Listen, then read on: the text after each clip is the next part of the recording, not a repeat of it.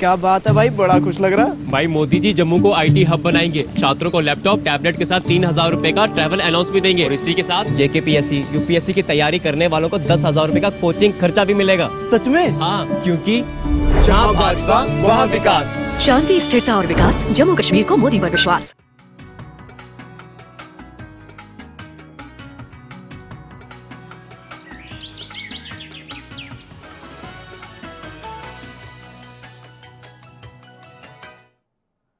नमस्कार, good morning India में आप सभी लोगों का स्वागत है।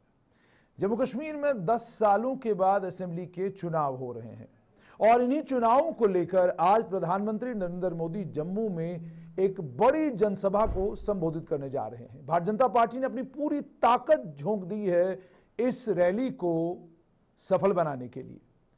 एमए स्टेडियम में इस रैली की तैयारियां की गई हैं और इस रैली के चलते आप लोगों को यह जानकारी भी दे दूं कि आज ट्रैफिक डाइवर्ट किया गया है। जब आप जीवल पहुंचेंगे तो आप एमए स्टेडियम के सामने से आज नहीं जा सकते, उसके चलते वहां चोकिंग हो सकती है, जैमिंग हो सकती है। तो कोशिश कीजिएगा कि इस रैली के चलते आपको अगर दफ्तर जाना है या आप एमए स्टेडियम के पास से गुजर के किसी तरफ जाना चाहते हैं तो आज वो रूट लीजिएगा जिस रूट से आप आसानी से पहुंच सके। असेंबली के चुनाव की गहमागहमी में आज ये भी सुनने में आ रहा है कि शायद प्रियंका गांधी आज जम्मू कश्मीर आएंगी और एक जनसभा को वो भी संबोधित करेंगी। राहुल गांधी को कराना था लेकिन तकनीकी कारणों से वो नहीं आ पाए। ये सारा एक तरफ, दूसरी तरफ बात जम्मू कश्मीर के असेंबली चुनावों की हो।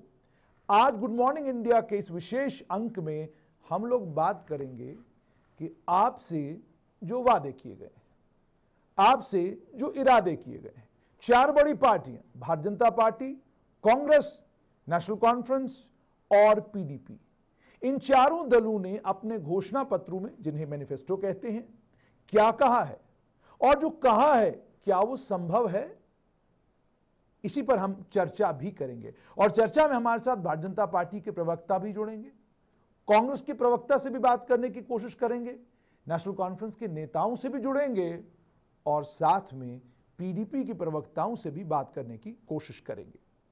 सबसे पहले बात भारतीय जनता पार्टी की।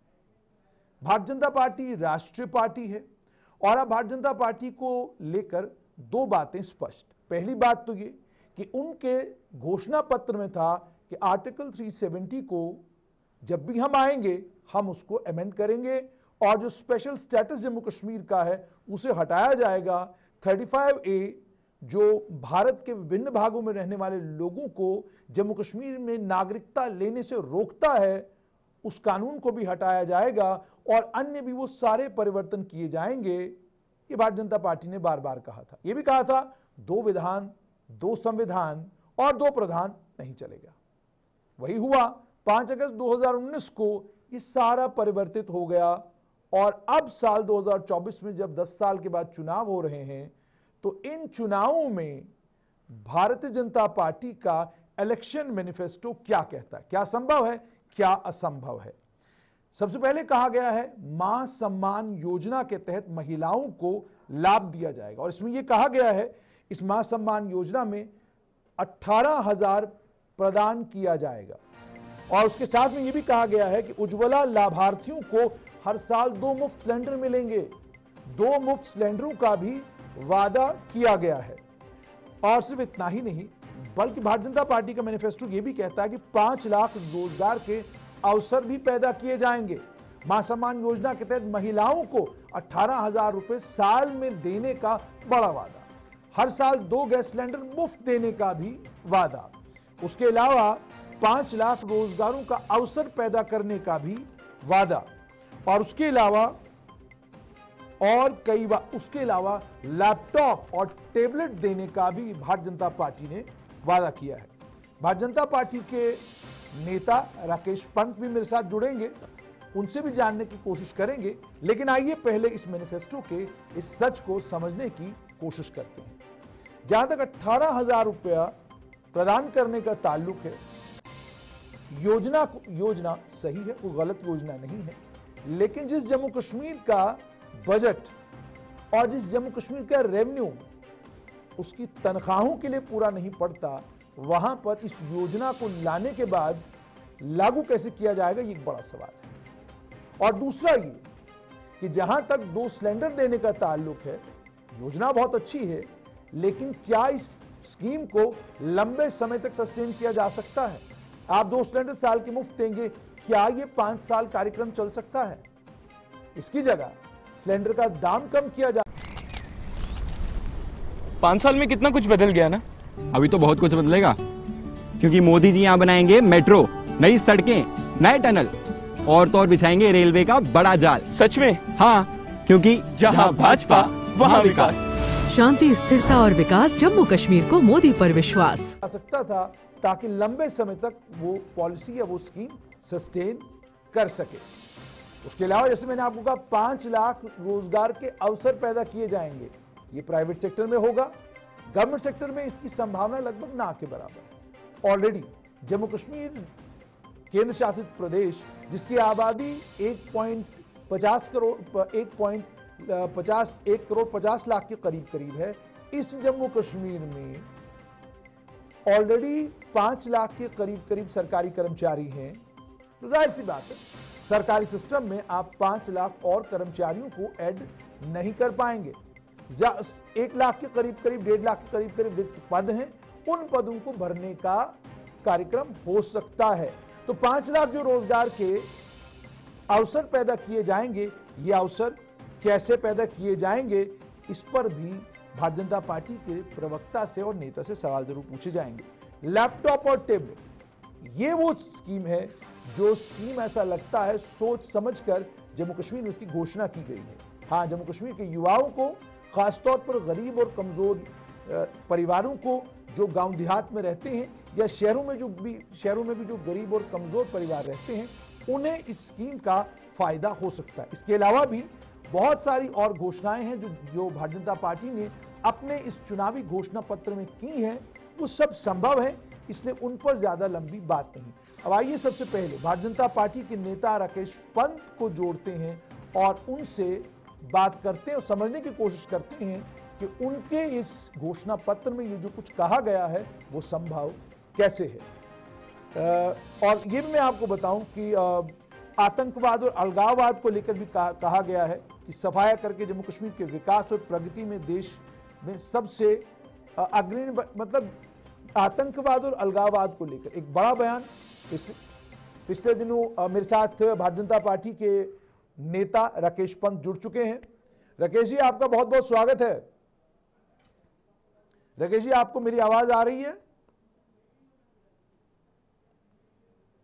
और इसके बीच में भारतीय जनता पार्टी के बड़े नेता और केंद्रीय गृह मंत्री अमित शाह का बयान भी आया, जिसमें उन्होंने कहा कि हम आतंकवादियों से ये कहते हैं हथियार छोड़िए और मुख्य धारा में शामिल हो जाइए, वरना आपका अंजाम वही होगा जो हथियार जिनके भी हाथ में उनका अंजाम होता है। मेरे साथ राकेश जी जुड़ चुके हैं। राकेश जी, बहुत बहुत स्वागत है आपका गुड मॉर्निंग इंडिया में। राकेश जी, मुझे सबसे पहले ये बताइए कि आपके घोषणा पत्र में आपने कहा मां सम्मान योजना 18,000 रुपया आप प्रदान करेंगे साल का, जो परिवार की सबसे बुजुर्ग या सबसे बड़ी महिला होगी। राकेश जी, आपसे जानना चाहूंगा, जो जम्मू कश्मीर का बजट है और जो जम्मू कश्मीर की रेवेन्यू की स्थिति है, उसको ध्यान में रखते हुए क्या आपको लगता है कि यह संभव है कि आप 18,000 रुपया परिवार की सबसे बड़ी महिला को देंगे? और यह भी आप जानते होंगे कि जम्मू कश्मीर में जो परिवार है उनका नंबर कितना बड़ा है, वो कैसे करेंगे आप? जुनेद भाई, ये कांग्रेस का घोषणा पत्र नहीं है जिसमें सिर्फ घोषणाएं होती हैं, ये हमारा संकल्प पत्र है। और भारतीय जनता पार्टी जिस संकल्प पत्र को जारी करती है उसको पूरा करने की कोशिश करती है। ये इतिहास गवाह है कि 1980 में जब भारतीय जनता पार्टी बनी तो हमारी मूल भावना, हमारे मूल उसके बाद अपना यह भगवान रामलला का मंदिर का निर्माण करना और यूनिफॉर्म सिविल कोड, 2 तो हमने पूरी कर दी। भव्य राम मंदिर का निर्माण वहां हो गया, 370 जो है वो इतिहास बन गई।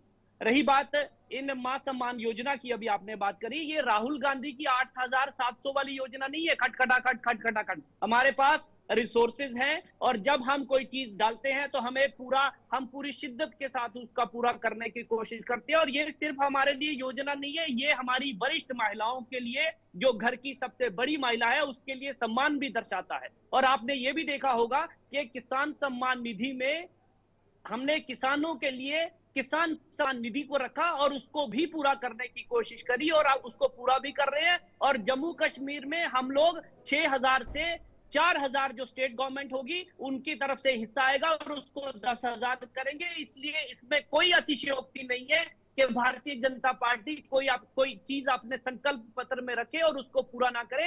हम ये यकीन दिलाते हैं कि पूरे जितने भी मुद्दे जो हैं वो हमने संकल्प पत्र में रखे हैं तो उनको पूरा भी किया जाएगा। और उसी संकल्प पत्र से जिसमें महिलाओं का सम्मान है, जिसमें किसानों के लिए बात है, जिसमें युवाओं के लिए सारी चीजें रखी गई हैं, उसको बड़ी शिद्दत के साथ जम्मू कश्मीर में। हेलो गाइस, आज जम्मू कश्मीर में वोटिंग के दिन। देखते हैं आज हमारे घर में कौन किसको वोट देगा। छोटे, तू किसको वोट देगा? मोदी जी को। मोदी जी देंगे अग्निवीरों को जम्मू सरकारी नौकरी में 20% का कोटा। जम्मू को आईटी हब बनाएंगे और यहाँ मेट्रो भी लाएंगे। भाभी, आप? बस मोदी जी को। मोदी जी देंगे जरूरतमंदों को अटल आवास योजना के तहत 5 मरला जमीन। जी आई। मोदी जी और कोई है ऐसा? मोदी जी देंगे सालाना 2 LPG सिलेंडर गैस, वो भी बिल्कुल मुफ्त। तो रसोई चलाना होगा और भी आसान। और मैं मोदी जी को। मोदी जी देंगे इस बार मेडिकल में 1,000 एक्स्ट्रा सीट। किसी ने भी आज तक ऐसा नहीं किया। और भैया आप? मोदी जी, अरे मोदी जी देंगे किसान सम्मान निधि से 10,000 और हर एक किसान को कृषि उपकरण और खाद पे मिलेगी सब्सिडी और खेती हो जाएगी और भी बेहतर। और दादी आप? मोदी जी को। वो देंगे 3,000 पेंशन और मां सम्मान योजना का सालाना 18,000। और भैया आप किसे देंगे वोट? मोदी जी को, जो देंगे यूपीएससी JKPSC एस्पिरेंट्स को 10,000 का कोचिंग खर्चा और आने जाने का 3,000 सीधा बैंक खाते में। और दादाजी आप किसे वोट देंगे? केवल मोदी जी को। वो बचाएंगे हमारी संस्कृति और सभ्यता और रखेंगे हम सबके परिवारों को सुरक्षित। और मैं भी मोदी जी को। वो देंगे 7 लाख का आयुष्मान कार्ड, जिससे मैं अपने परिवार के स्वास्थ्य का ख्याल रख पाऊंगा। क्यों बाबूजी? चल अब तू बता, तू आज अपना पहला वोट किसे देने जाएगी? मैं मोदी जी को। मोदी जी देंगे लाखों स्टूडेंट्स को लैपटॉप्स, टैबलेट्स, यानी एजुकेशन बनेगी डिजिटल। अब चले, मोदी जी इंतजार कर रहे हैं। चलो दादाजी। शांति, स्थिरता और विकास, जम्मू कश्मीर को मोदी पर विश्वास। लागू करेंगे जैसे ही 8 तारीख को हमारी सरकार बनती है और जम्मू कश्मीर में भारतीय जनता पार्टी का पहला मुख्यमंत्री बनता है। अच्छा राकेश जी, मुझे ये भी बताइएगा, आपने कहा है कि आप 2 मुफ्त गैस सिलेंडर देंगे। राकेश जी, आप तो गणित को अच्छे तरीके से जानते हैं। क्या आपको ये नहीं लगता कि 2 गैस सिलेंडर मुफ्त देने की बजाय क्या आपको ये नहीं लगता ये भी वादा किया जा सकता है कि जो गैस सिलेंडर की कीमत है उसको कम किया जाएगा ताकि आप लंबे समय तक गैस सिलेंडर का लाभ ले सके? क्योंकि लोगों की दिक्कत ये नहीं है कि एक बार उनको 2 गैस सिलेंडर मुफ्त मिल गए।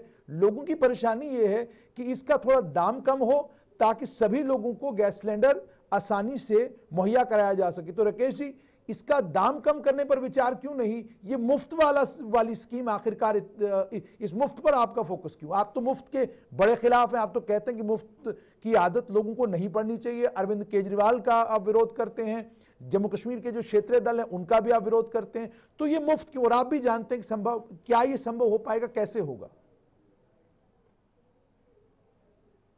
प्रधानमंत्री श्री नरेंद्र भाई मोदी की केंद्र की सरकार जो है, जो उनकी अगुवाई की सरकार है, उसमें उज्ज्वला के अंतर्गत जो है जितनी भी हमारी सब्सिडीज जो हैं वो जारी।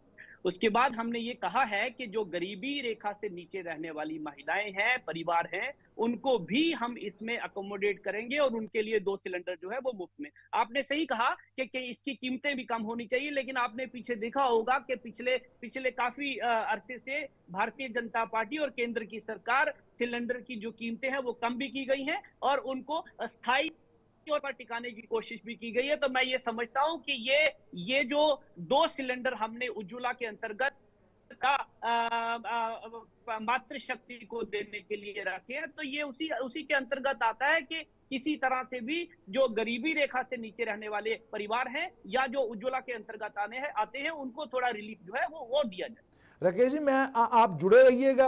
हम एक छोटे से ब्रेक के लिए जाएंगे, ब्रेक के बाद वापस आएंगे तो आपसे जरूर पूछूंगा कि आपने 5 लाख नौकरियां, आपने कहा कि 5 लाख के करीब रोजगार के अवसर आप पैदा करेंगे। वो कैसे पैदा करेंगे उस पर बात होगी राकेश पंत भारतीय जनता पार्टी से। फिलहाल एक छोटे से ब्रेक के लिए रुकते हैं।